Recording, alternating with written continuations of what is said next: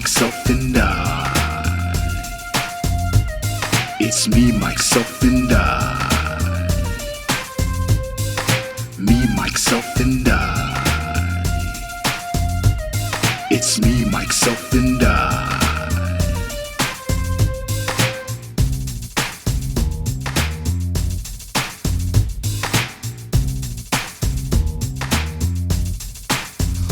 Oh yeah! Boom! Yeah! Bam! Yeah! Yeah! Boing! Boing! Boing!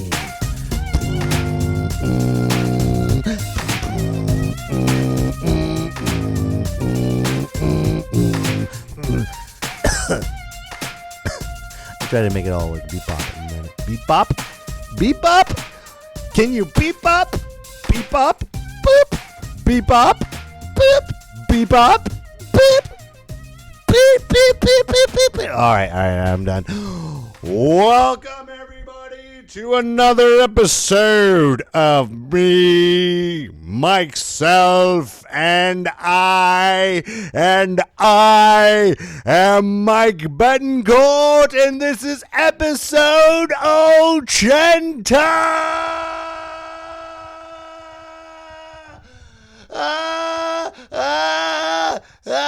Ochenta, episode 80. We're doing it. We're almost there. We're almost to 100. What are you going to do for your 100th episode? I don't know. I'm not thinking about that right now. I'm thinking about episode 80. Because without episode 80, there wouldn't be 100. Okay? So episode 80 is here. Right here, right now. I don't know the rest of the song.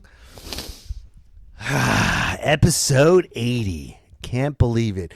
I hope everyone is having a wonderful, fantastic Monday. If you're listening to this on Tuesday, happy Tuesday. If you're listening to this on Wednesday, happy Wednesday. If you're listening to this on Thursday, happy Thursday. If you're listening to this on Friday, you don't have a life. You need to get out because it's the weekend. What are you doing? Okay, I'm sorry. I apologize. I shouldn't be talking like this, especially if it's Monday. And where are all my Cubites? There we go. The Cubites. What's up, Cubicolers? MMikers? The ones that are stuck in the cubicle, how are you right now? I know you're typing away. I know you're stuck in that cubicle. I know you haven't seen daylight. I know it, and I'm sorry that you're going through this, but hang in there, okay? You're earning that paycheck. I know the cube life sucks, but that's why you have me, myself, and I here to party in the cube with you, okay? I know you're looking at your employee right now. You're listening to this podcast, and you're looking at your employee, and you're like, God, I hate my coworker. I hate him so much. I wish I can give him a virus right now and just listen to him go or her go, what the hell? What's wrong with my computer? Oh, I lost everything.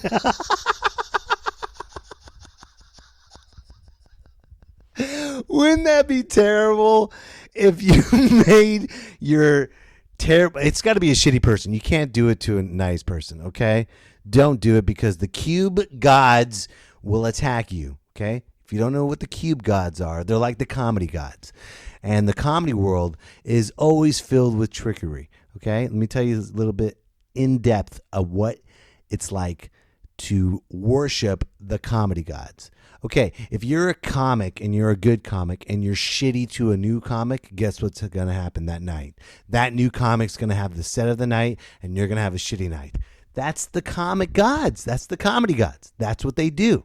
So the cube gods, if you give a virus to a wonderful human being, you're gonna get fired and they're gonna find out real quick. But if you give a virus to a horrible, shitty person that cheats on their significant other and comes to the office and pretends like everything's okay and they are despicable, just terrible human beings, and you give them a virus, guess who's getting a promotion?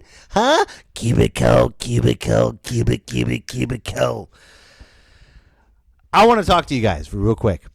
If you're in the cube life and you hate the cubicle, please email me at mmipodcast19@gmail.com. I know I favor people in the cubicle because they're stuck. Okay? If you're a cop, if you're listening to this, hey, tell me about your life. Tell me what it's like. Tell me what your work like. Okay, you know what? All right. I'm sorry, cubicle people. I'm sorry, but I have to expand my horizon. Tell me what your work day's like. Okay, I want to know. I'm interested in hearing about you, whether you're a babysitter, whether you work in construction, whether you, whatever job you have that you hate, tell me. I want to hear your pain. I want to listen. And people are like, well, I don't want to tell anybody because I always feel like I'm complaining. Complain to me. It's okay. I'm Mike Betancourt. Me, myself, and I will be here to hear your complaints. We're not going to judge you. It's going to be something like therapy. You've known me for 79 episodes, now 80 episodes. I think it's time for you to email me at mmipodcast19@gmail.com and tell me about your day. Tell me about your work life and why do you hate it so much. And if you love your job, don't email me. I don't want to hear, I love my job. It's wonderful. It's perfect. I work so hard to get my goal. I work so hard to accomplish my dream. Yay! It's like, first of all, the voice sounds like Ray Romano and Kermit the Frog combined. How did I do that? I don't know. All right.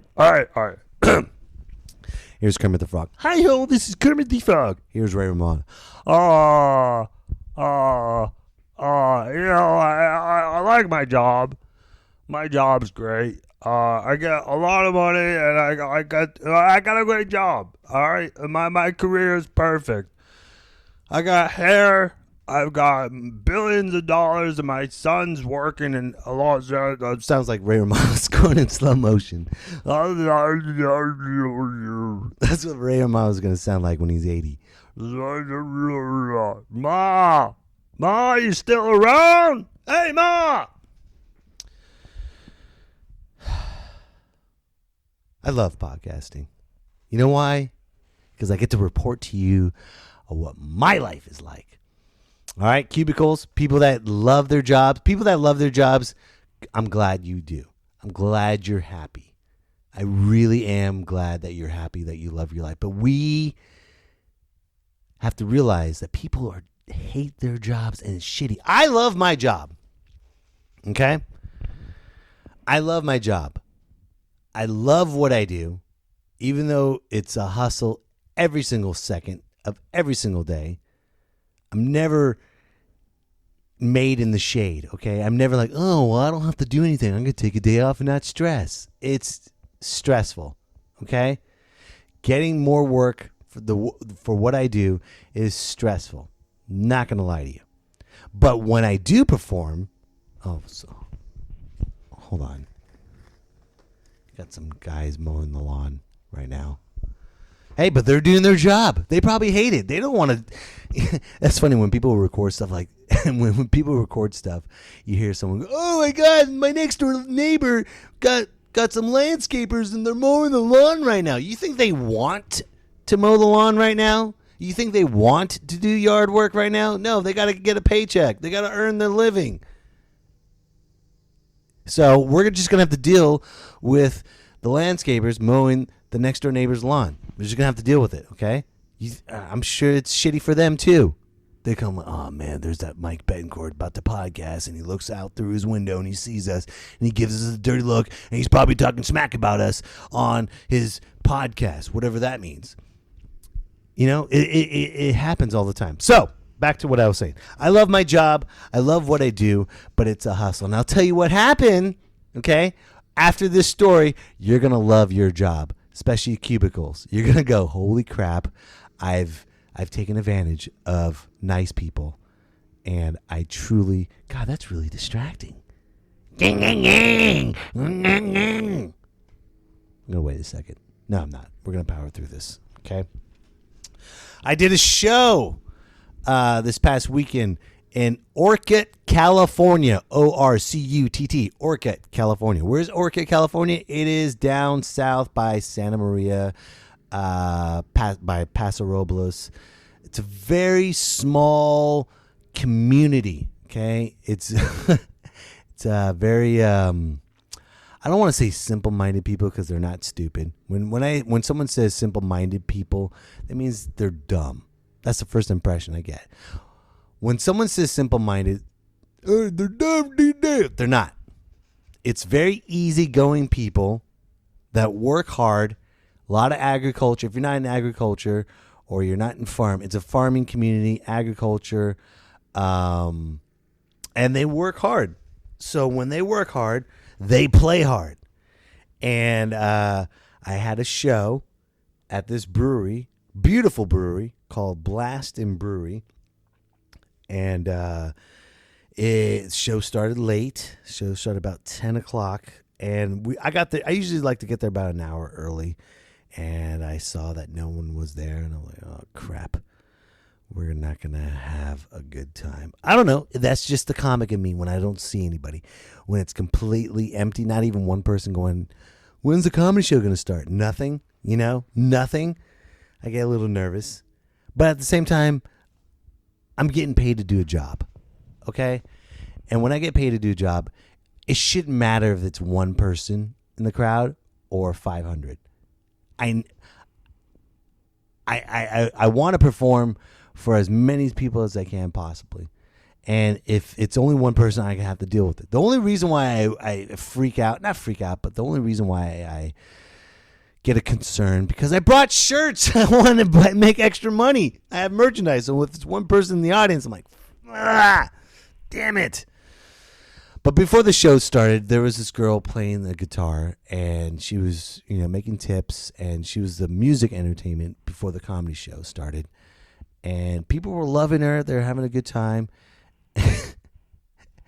And she was so sweet. I forgot her name, but she was really sweet. And I went up to her and I was like, hey, can you do me a favor? Can you let everybody know that there's going to be a comedy show starting at about 10 o'clock in this banquet room right over here? She's like, yeah, I'll do that after a couple of songs. I'm like, great. Thank you very much. And remember, did you hear what I said, folks? I said, hey, can you do me a favor? Can you please let everyone know that there is a comedy show? You notice I said comedy show. I'll say it again. Comedy show. Okay? This is what she said. She played this beautiful song. I can't remember what it was. It was great. She's phenomenal on the guitar. Everyone loved her. And this is what she says. Hey, everybody. Are you guys ready for your comedy routine? Okay. It's starting at 10. Get ready for your comedy routine. And now back to the song. When I hear that, I thought, first of all, when I hear that, I was like, what the fuck? I just told her comedy show. When someone says, are you ready for your comedy routine? As an audience member, they're thinking that you're going to do something funny. They're thinking that. So when I hear, hey, everybody, you ready for your comedy routine? It's about to start soon. And now on to my next song. Ding, ding, ding, ding, ding, ding, ding, ding, ding, ding. I got to run, keep on. And people are kind of laughing because they think that she's doing a comedy routine with a funny song. First of all, it didn't seem right, And I was like, oh, crap. People are not going to come to the show. They're not going to come to the show. I'm not going to get paid, and they're not going to come to the show. They're not going to get paid. I'm not going to come to the show. I said it backwards, but whatever. You know what I meant. And 5 minutes before the show started, people started trickling in. Oh, cool, there's 1. Oh, cool, there's 3. Oh, cool, there's 10. Nice! More people started coming in, and we're having a great time. And, it's working. it's I guess that comedy routine worked in Orcutt, California, because people were loving it. They were coming out waiting for the show, and they're like, but half the people were drunk that were coming in, not just semi, tipsy, drunk, drunk, capitalized, drunk. And remember, I'm headlining, so you already know. And I knew someone was bad news when this one guy was just walking in like Frankenstein, just swaying back and forth. I knew he was trouble. And the reason why I knew he was trouble, not because he was drunk, because the way he was dressed. He had a black Kangoo hat backwards. Strike one. No one wears that anymore. Number two, he had this big denim jean jacket with his denim jean pants and some Nikes. Drunk. I'm like, oh crap, he looks like a prisoner. And he's already wasted. I'm sorry, he looks like a prisoner in 1990.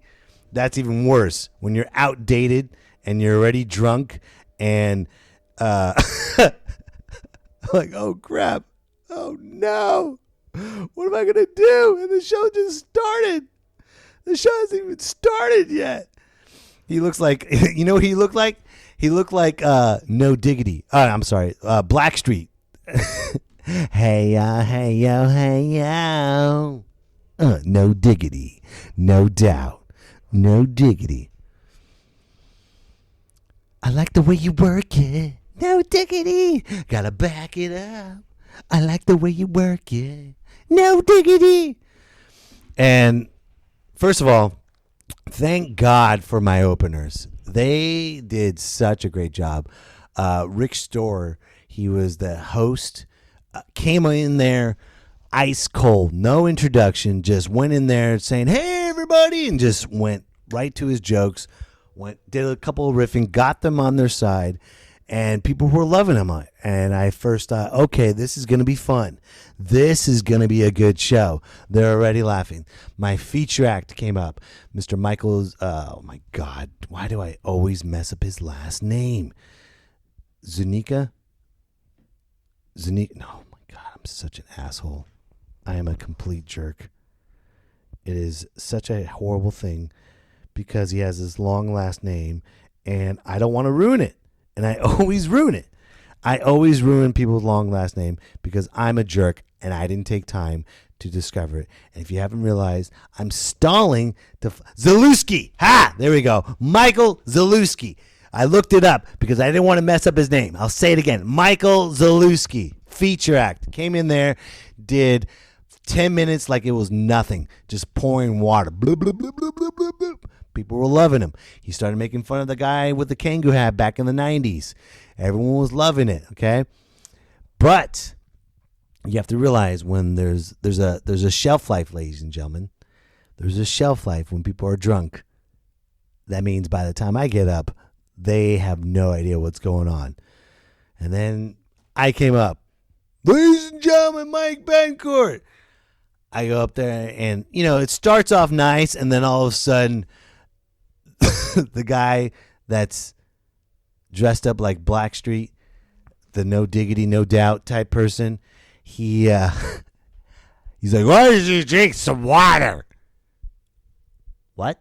Why you need drink some water? He gave me a glass of water and I'm like, no, I don't want to get raped tonight. No, thank you.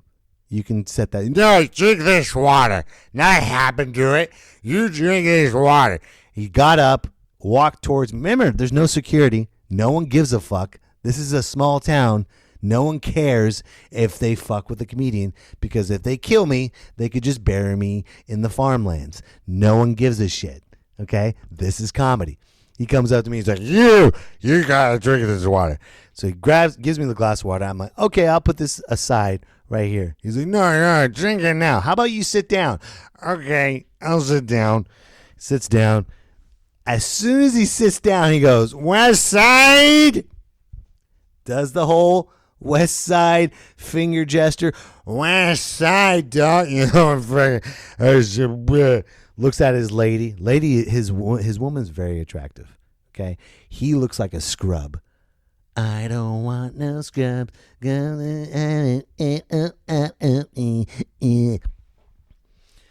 He's just chilling, looking at his lady like that. And that's just one heckler. Keep in mind, he bought a group of people. There was about 10 people. 9 of them were heckling me left and right from that group. 9. I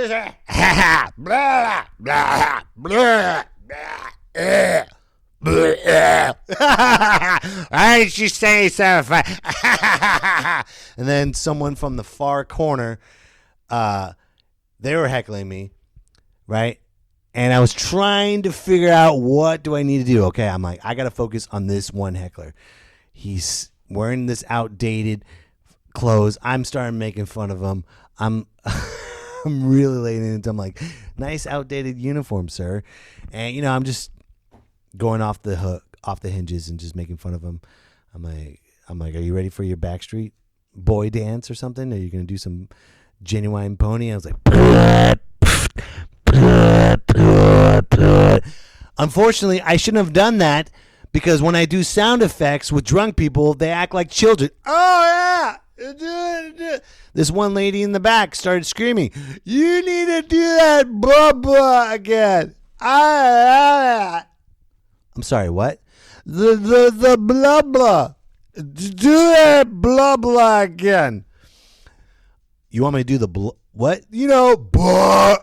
Blah, blah, blah, blah,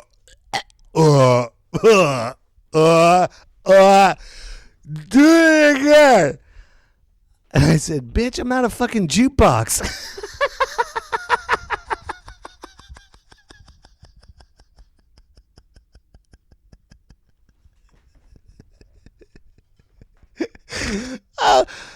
Okay, I'm just giving you cliff notes. You have to realize, ladies and gentlemen, I did an hour with these people. Okay, I'm giving you cliff notes. I know we're 22 minutes in right now into this podcast, but I'm giving you the cliff notes. I was juggling and dealing with these people, so probably like around 45 minutes when that lady just completely random, when I'm into my jokes, about to get to the punchline, do that song again, the blah blah blah.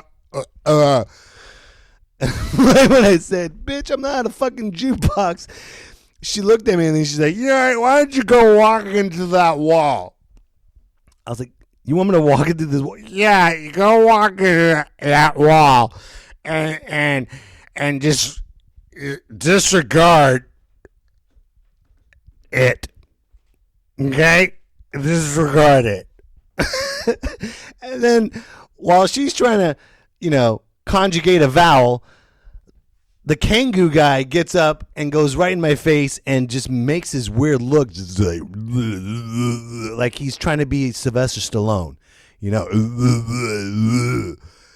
I mean, he's beyond wasted. Okay, he's drunk, and that other chick is drunk, and I got other 9 people just drunk, and I'm like, fuck, what am I? And I'm doing my time. I don't give a fuck at this point.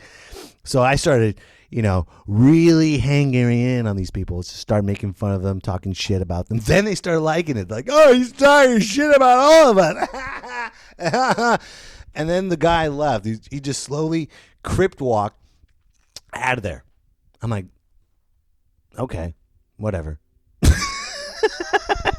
And then I did my time. I did an hour, and everyone laughed, and I got paid, and no one bought a shirt because they were too fucking wasted to even deal with it.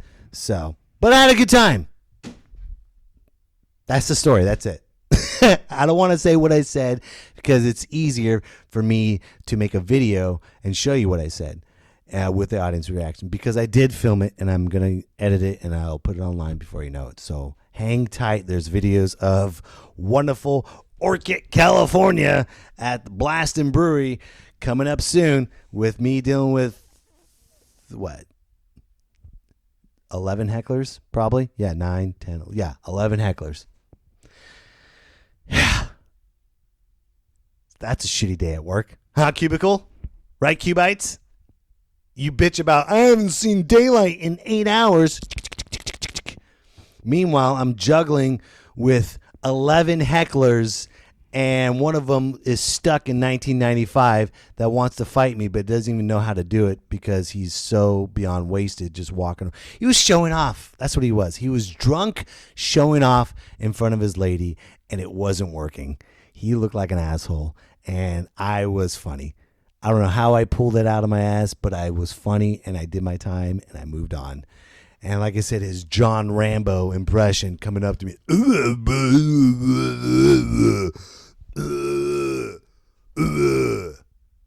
Get out of here. Get out. Guys, why do you do that? Why do you go to a comedy show and are intimidated about the comedian? Why are you intimidated from the comedian? When you see your girl laughing her ass off, you get really territorial. Why? Because no one else can make her laugh like I do. Then why bring her to a comedy show? Why bring her to a comedy show when you know the comedian's going to make her laugh more than you do? You know why? Because we're comedians. We can make anybody laugh any place, anytime, anywhere. Isn't that why you hired us, to make people laugh? So why get intimidated? You made her laugh, man. You're going home with her. We're doing the dirty work. We're breaking the ice for you. We're making them laugh so you can go home and have awesome, drunk, funny sex. You're welcome. But then you get mad at us. No one can make her laugh like I do. Except for a comic. All right, I got to move on to something else. Here's something important that you need to listen to, ladies and gentlemen. I took my mom to go see a movie. There. I took my mother to go see a movie. And guess what movie we watched? It's nothing. No romantic comedy with me and my mom. Nope. You know what we watch? And it's tradition. We always watch any Sylvester Stallone movie that comes out. We watch all the Rockies together. We watch Creed 1 and 2. And guess what we just recently watched? Last Blood. Hell yes. Last Blood. John Rambo. And let me tell you something. It is awesome. Oh my God. It is so good. It is very, very good. I highly recommend everyone watch Last Blood. Why? It's another stupid Rambo movie. How dare you say that? First of all, this is John goddamn Rambo. He is a military man. He fought for our country. Even though he's not real, he fought for our country. And I will be damned to hear you curse his name. It's John freaking Rambo. Go watch it. All right, I'm going to spoil something for you. Okay? Spoiler alert, spoiler alert, spoiler alert, spoiler alert. If you don't want to hear about John Rambo, or if you don't want to hear about Last Blood, turn this podcast off right now, because I'm going to spoil it for you, because this is awesome, and this is what I would love to do to people if they're heckling me like they did at Orcutt, California, and I really would love to do this, but I can't because it's illegal. This is how awesome Last Blood is. Okay, here we go. Here's a spoiler. This is how awesome the plot is to Rambo, Last Blood. Okay, we start off with John Rambo settling down on a ranch, riding a horse, and living the life of being a rancher. He's a rancher, and he loves it. It's peaceful. It's wonderful. And he has an adopted daughter. I guess his aunt or his niece, whatever. I'm not going to get into the details. But anyways, his adopted daughter is going to go to college pretty soon. And he wants to have a good time. And she wants to find her father. And he's telling her, you don't want to go see that man. You don't want to go see him. She's like, why? He abandoned you years ago. How could... I'm so angry that he abandoned you. You don't want that. He's not a man. How could you be so angry? You think I'm angry? This is the best line of the movie. I'm not angry. I'm just keeping a lid on it. Ah! That means he's going to get angry. Ah! And, of course, she goes to find her long-lost dad, who happens to live in Mexico. She goes see her dad, and he is a horrible actor. Number one, he goes, I don't want you. You should have never came. Bye. Shuts the door, and she is in distraught. Her ghetto friend's like, damn, I didn't know she was like that. I told you not to go see him. Let's go party. Yeah.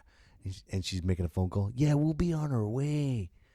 And so she goes, and all of a sudden, Rambo's daughter/niece gets kidnapped because her friend set her up.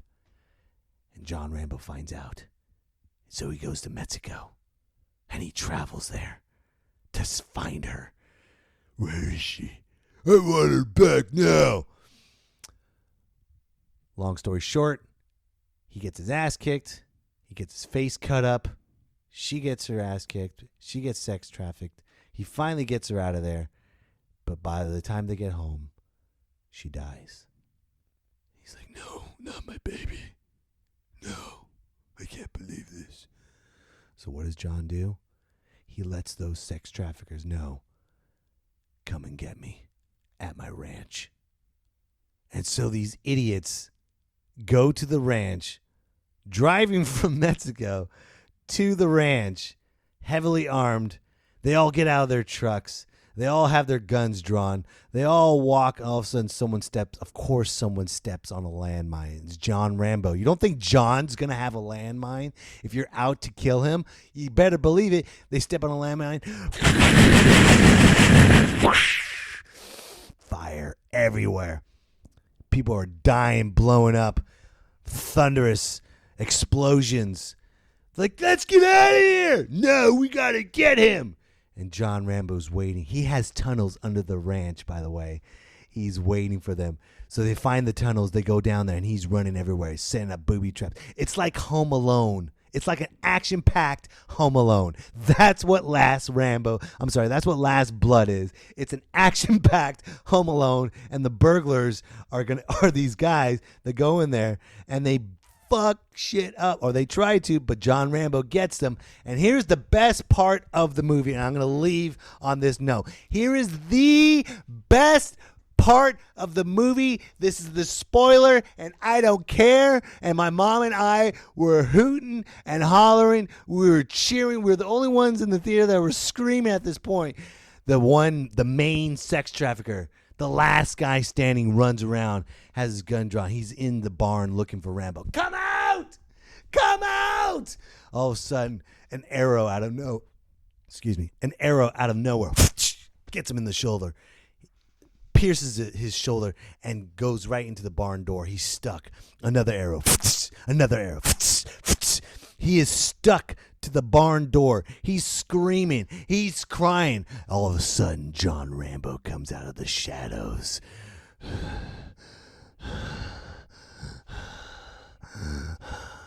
And he looks at him. And John Rambo looks at him with a cold stare. And he says the greatest line ever in an action film. He looks at him. He says, "You ripped out my heart. Now I'm going to rip yours out." And he gets a knife. He gets the John Rambo knife. He cuts his stomach. He cuts his chest open. Punches his chest and rips out his heart. And his heart is beating still. And he drops it and he walks away. Oh my God. What? Oh my God. What? Did I just ruin the movie for you? No, because when you watch it, you're going to be like, oh my God, this is the greatest action movie ever. And I would love to do that to all those fucking hecklers that I had to deal with, but I couldn't because it's illegal. Only John Rambo can do it. So thank you, John. So cubicles, people that have their shitty jobs. You hate your job. All you got to do is watch Rambo and you'll feel better about yourself. And you look at those people like, I want to rip out your heart. That's what I want to do. But you can't because you're a human being and you don't want to be in prison. But watch Rambo to get that killer instinct out of you. And so you can enjoy your cubicle life. All right, folks. I'm going to end off with a John Rambo note. Thank you so much for listening. By the way, ladies and gentlemen, this Thursday, October 3rd, I will be at the Sacramento Comedy Spot for the Sacramento Comedy Festival. This is the opening day, 8 o'clock. Be there. It's going to be a lot of fun. I hope to see you there. Thank you for listening. Thank you, John Rambo. Goddamn right. And right before we go, John, what do you want to do? You ready to salsa? I'm ready to salsa. You ready to salsa? Let's do this. It's me, myself, and I. Salsa! Salsa! Salsa! Me, myself, and I. It's me, myself, and I.